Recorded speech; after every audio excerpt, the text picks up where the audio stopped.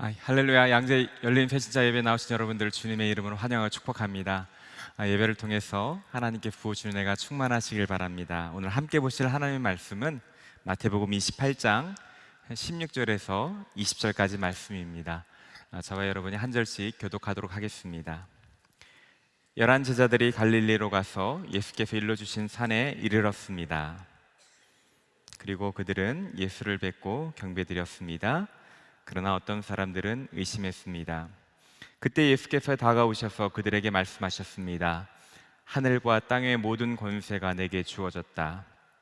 그러므로 너희는 가서 모든 민족을 제자로 삼아 아버지와 아들과 성령의 이름으로 세례를 주고, 다 함께 읽겠습니다. 내가 너희에게 명령한 모든 것을 그들에게 가르쳐 지키게 하라. 보라, 내가 세상 끝날까지 너희와 항상 함께 있을 것이다. 아멘.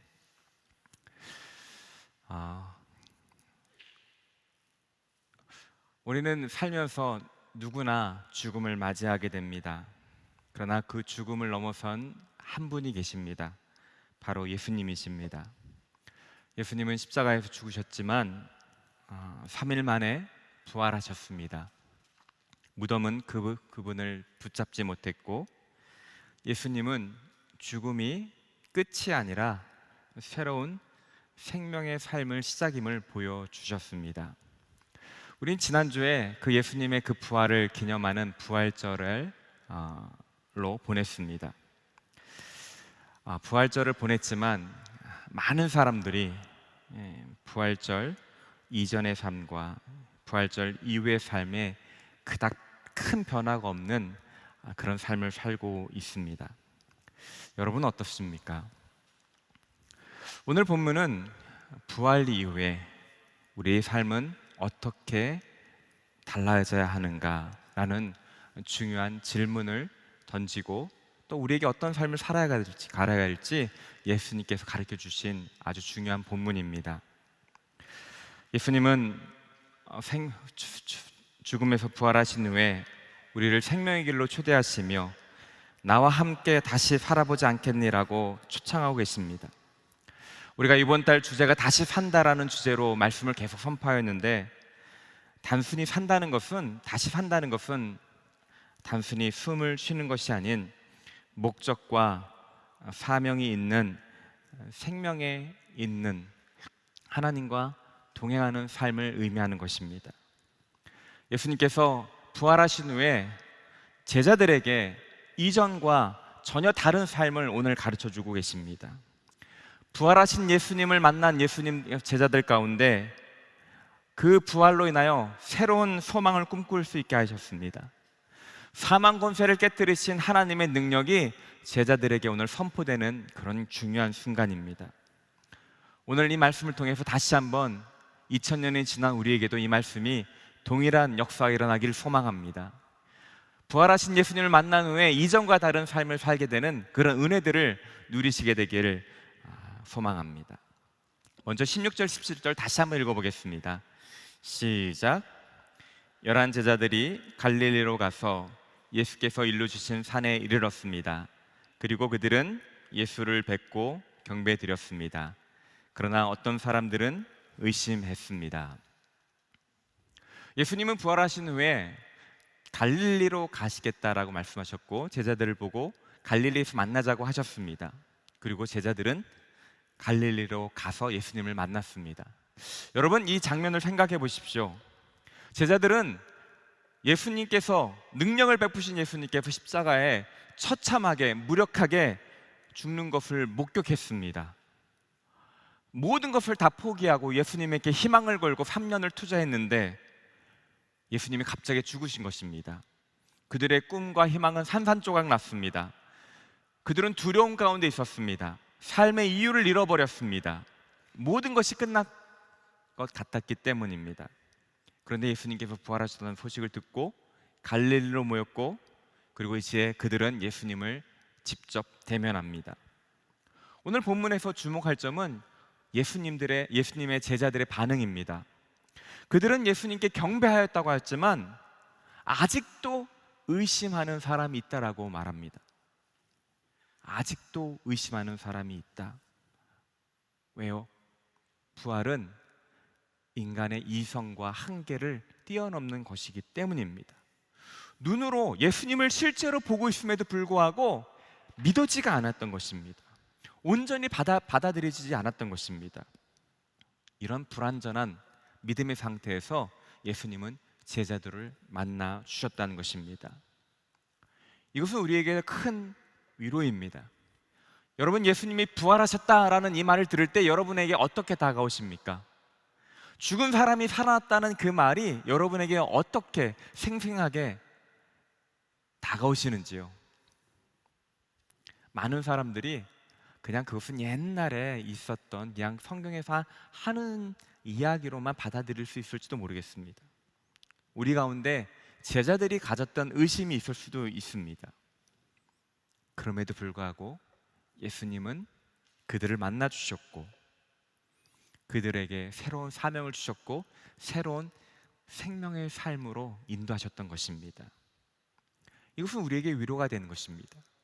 우리의 믿음이 연약하고 우리가 아직 예수님의 부활에 대하여 완전하게 받아들이지 못한다 할지라도 주님은 여전히 우리를 만나 주시고 우리를 당신의 부활 이후의 삶으로 우리를 초청하고 계십니다. 이 복음서가 끝난 다음에 사도행전을 보면 예수 제자들의 삶이 완전히 바뀐 것을 보게 됩니다. 정말 부활하신 예수님을 만남으로 그들은 더 이상 두려워하지 않게 되었습니다. 예수님은 살아계시는구나, 예수님이 정말 죽음을 이기셨구나, 부활하신 예수님을 만난 후에 제자들은 깨달았습니다. 죽음은 끝이 아니구나, 죽음은 새로운 시작이구나. 사랑하는 성도 여러분, 이것은 2000년 전에 있었던 과거 역사적인 사건만이 아닙니다. 이것은 오늘날 우리에게도 마찬가지입니다. 부활하신 주님을 만났을 때 우리에게는 새로운 생명이 시작되는 것입니다. 우리 아까 종로 현장님이 인생에 가장 힘들고 지쳤을 때 찬양을 통해 위로받고 새로운 삶을 살게 되었다라고 간증하는 것을 들었습니다. 인생의 죽음과 같은 그때, 힘들고 지치고 낭망할 때 부활하신 주님을 만날 때 우리의 삶은 새롭게 변화되고 새로운 삶을 살 수 있게 되는 것입니다. 인생이 무너진 것 같을 때, 모든 것을 잃어버린 것 같은 그 순간에도 부활하신 예수님은 오늘도 우리를 향해 말씀하십니다. 끝난 게 아니다. 나와 함께 다시 시작할 수 있다. 예수님의 부활은 단순한 기적이 아닙니다. 모든 절망을 뒤집는 하나님의 능력이며 우리를 향한 선물인 것입니다. 여기 계신 모든 분들이 이런 예수님을, 부활하신 예수님을 만남으로 말미암아 새로운 삶을 살게 되시기를 주님의 이름으로 축원합니다. 이전에 모든 지치고 낭망한 삶 가운데 새롭게 나를 일으키시는, 그래서 이전에 내가 할 수 있었던 삶이 아니라 그의 어깨 위에서, 우리가 불렀던 존노 형제가 불렀던 그 찬양처럼 주님의 어깨 위에서 이 세상을 새롭게 사는 그런 놀라운 능력을 경험하는 은혜가 있기를 주님의 이름으로 축원합니다.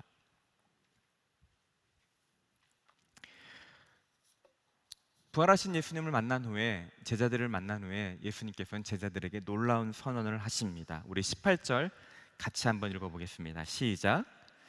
그때 예수께서 다가오셔서 그들에게 말씀하셨습니다. 하늘과 땅의 모든 권세가 내게 주어졌다. 예수님께서는 제자들에게 이런 선언을 하십니다. 하늘과 땅의 모든 권세가 내게 주어졌다. 여기서 권세는 합법적인 권위, 통치할 수 있는 권리를 말합니다.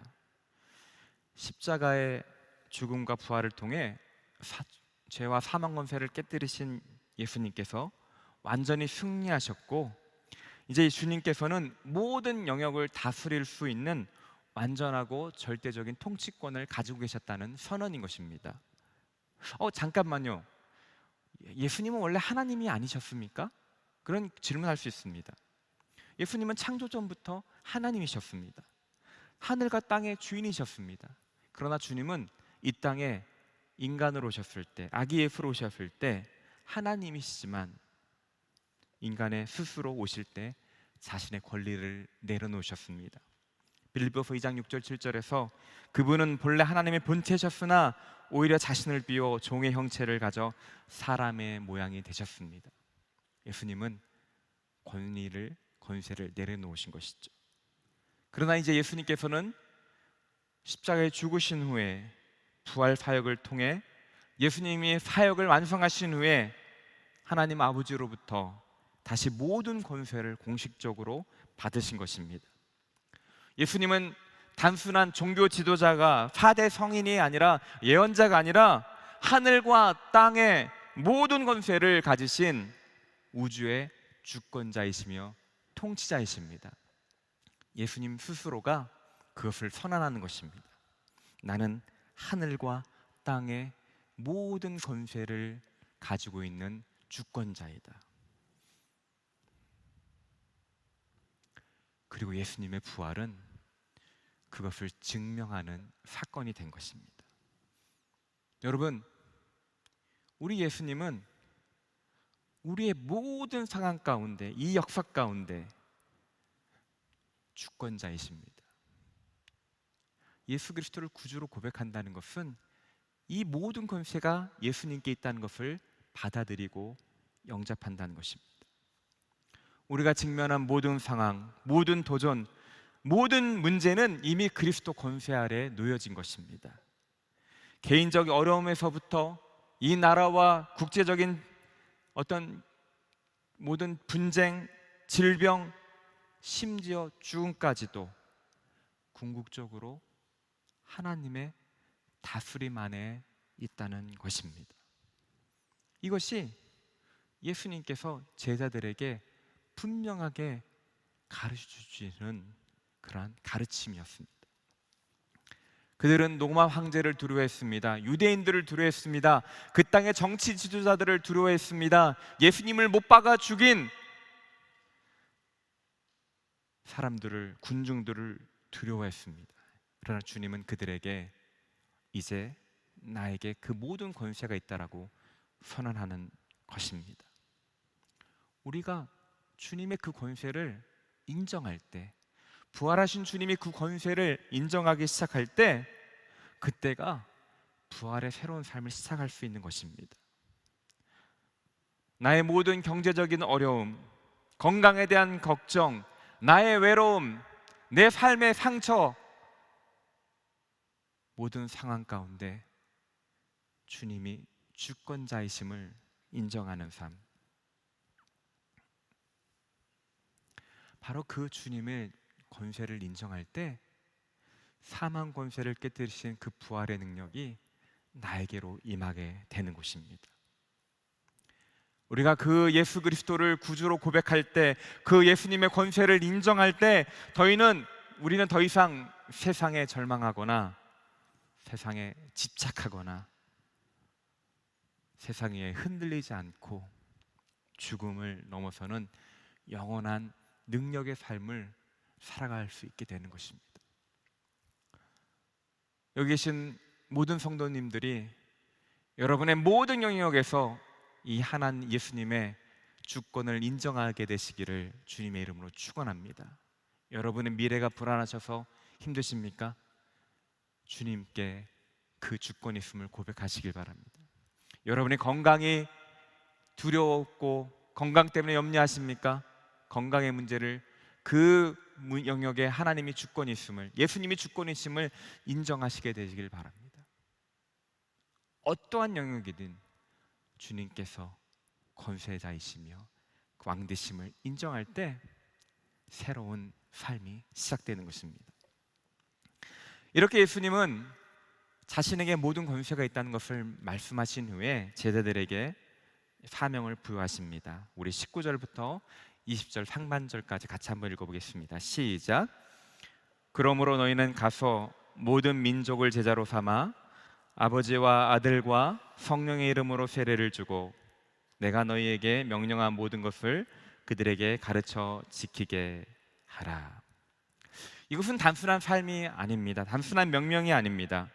이제 이 부활하신 예수님을 만난 사람들이 어떻게 삶을 살아야 할지를 분명하게 제시하는 사명을 주는 사명 선언서와 같은 것입니다. 여기서 가라라고 말씀하십니다. 가라라는 것은 방향을 바꾸는 것을 말하는 것입니다. 이전에는 두려움 속에 살았지만 이제 사랑을 향해, 세상을 향해 나가는 삶을 살라라고 명령하시는 것입니다. 이 구절의 핵심은 제자 삼으라는 것입니다. 가서 세례를 베풀고 가르쳐 지키게 하라는 것은 이 제자 삼는 거에 구체적인 수행하는 방법을 설명하는 동사일 뿐입니다.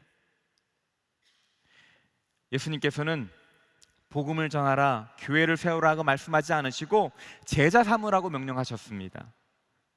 제자란 단순한 신자나 교인이 아니라 스승의 가르침을 받고 또 그대로 살며 나아가 그 가르침을 다른 사람에게 전하는 사람을 의미합니다.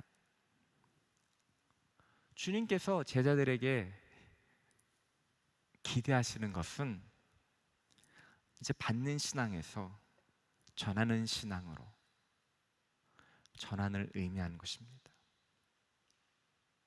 살아있는 것, 살아가는 것 자체가 목적이 아니라 살아서 복음을 전하고 생명을 전하고 그리하여 예수님 닮은 또 다른 제자를 낳게 하는 삶을 살아가는 것이 부활하신 예수님을 만난 사람들의 제자들에게 삶의 목적임을 가르쳐주고 있는 것입니다.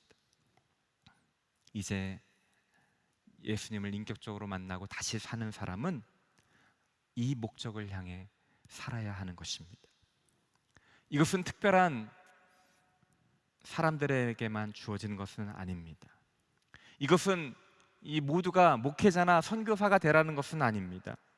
우리의 각자의 삶의 자리에서, 가정에서, 학교에서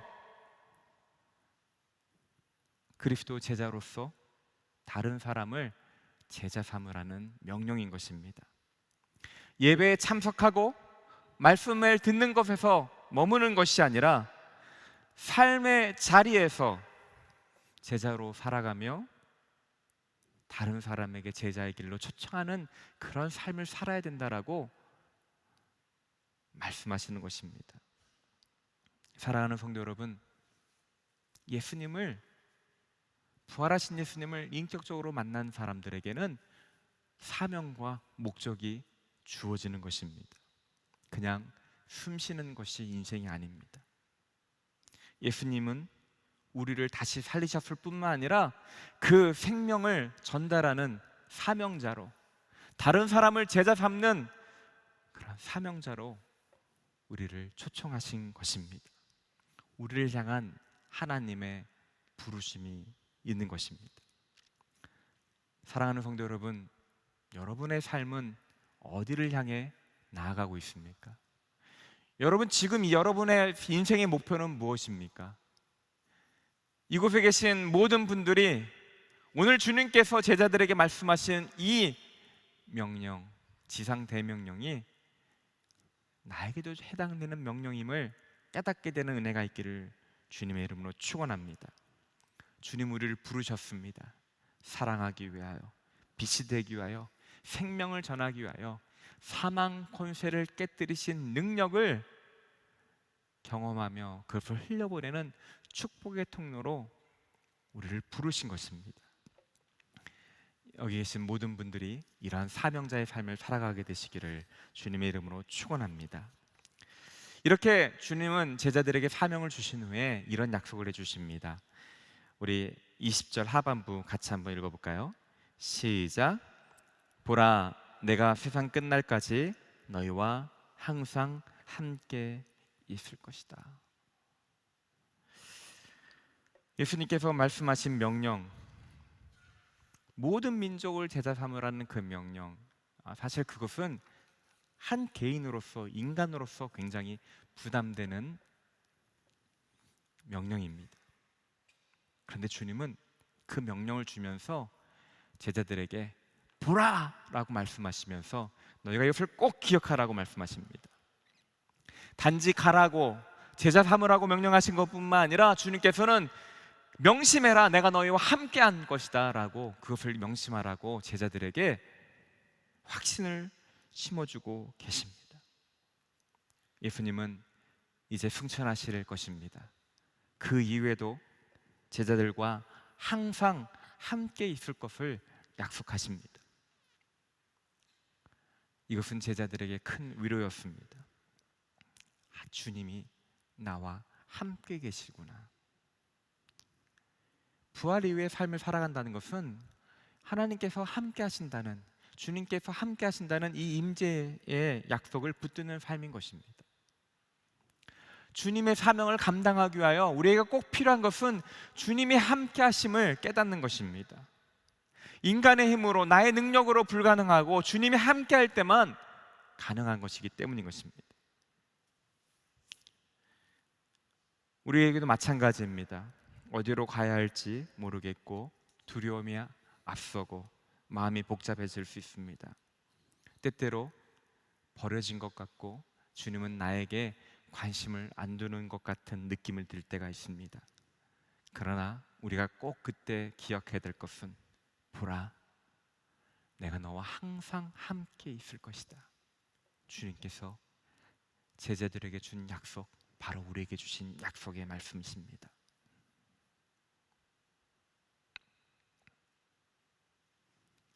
사랑하는 성도 여러분, 예수님을 구주로 고백하는 사람들은 인생길을 결코 혼자 가는 것이 아닙니다.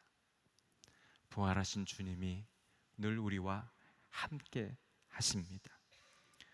기쁠 때나 슬플 때나 성공할 때나 실패할 때나 모든 순간에 우리가 느끼지 못할지라도 주님은 우리와 함께 하십니다. 그 주님이 함께 하심을 내가 느끼고 확신할 때 우리는 또 다른 삶을, 더 용기 있는 삶을 살 수 있게 되는 것입니다. 어둡고 캄캄한 길을 걸어갈 때 크신 아버지가, 능력의 아버지가 나와 함께 손을 걷고 붙잡고 걸어간다는 것을 확신할 때 우리 안의 두려움은 사라지게 되는 것입니다. 어둠 가운데 진리의 빛으로 비춰주시는 주님이 나의 앞길을 비춰주신다는 것을 붙잡을 때 우리는 좌절하지 않고 걸어갈 수 있는 것입니다. 그리스도인의 삶은 이렇게 부활하신 예수님과 함께 걷는 삶인 것입니다. 주님은 우리 모두를 그런 삶으로 초청하십니다. 실제로 우리 제자들은 이 약속을 받은 후에 인간으로서는 감당하기 힘든 끔찍한 일들을 그 뒤에 당했습니다. 그럼에도 불구하고 그들은 그 모든 어려움과 환난과 핍박을 이겨내고 승리하였습니다. 주님께서 함께 하셨기 때문인 것입니다. 그들은 절망 가운데도 포기하지 않고 끝까지 제자 삼는 삶, 생명을 전하는 삶, 승리의 삶을, 다시 생명의 삶을 살아갔던 것입니다. 사랑하는 성도 여러분, 우리 주님은 단순히 다시 살아나신 분이 아닙니다. 우리로 하여금 새로운 생명의 삶을 살게 하시는 분이십니다. 주님은 지금도 우리를 바로 그 생명의 삶으로 초대하고 계십니다. 나와 함께 같이 살아보지 않겠니? 여러분, 주님은 지금도 우리를 초대하고 계십니다. 죽음을 넘어서는 생명으로, 절망을 넘어서는 소망으로, 혼자가 아닌 함께 걷는 길로 우리를 초대하고 계십니다. 목적 없는 삶이 아니라 사명제의 삶으로 우리를 초대하고 계십니다. 여기 계신 모든 분들이 이 주님의 초청에 예라고 응답하게 되시기를 주님의 이름으로 축원합니다.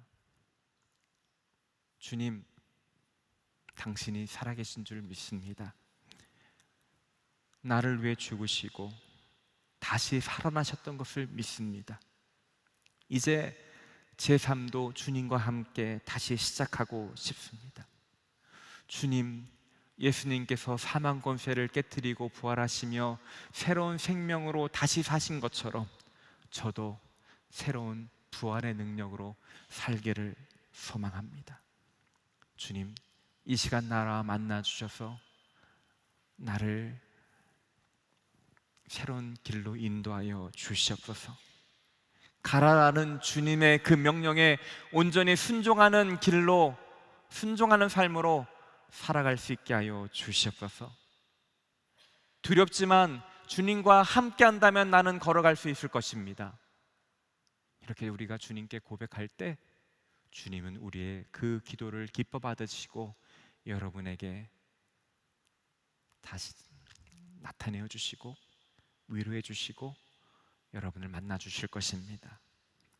여기 계신 모든 분들이 이러한 작은 고백으로부터 시작하여서 주님을 깊게 만나는 놀라운 축복이 시작되기를 주님의 이름으로 축원합니다. 주님은 여러분 한 사람 사람을 새로운 생명을 삶으로, 다시 사는 삶으로 초대하고 계십니다. 그 초청에 응하시는 저와 여러분 되시기를 주님의 이름으로 축원합니다. 이 시간 우리 같이 한번 기도하도록 하겠습니다. 사망 권세를 깨뜨리시고 부활하신 주님, 의심과 두려움이 많은 제자들을 찾아가셔서 위로해 주시고 부활의 증인의 삶으로 초대하신 주님, 이곳에 제자들을 만나 주셨던 예수님을 만나길 소망하는 한 사람 사람마다 주님이 주시는 능력으로 부활의 삶을 살기를 소망하는 한 사람 사람마다 주님께서 찾아가 주셔서 만나가 힘 주시고 능력을 주셔서 생명의 삶으로, 사명의 삶으로 나아가는 은혜를 허락하여 주시옵소서. 감사드리며 이 모든 것 우리 구주 예수 그리스도의 이름으로 기도드립니다. 아멘.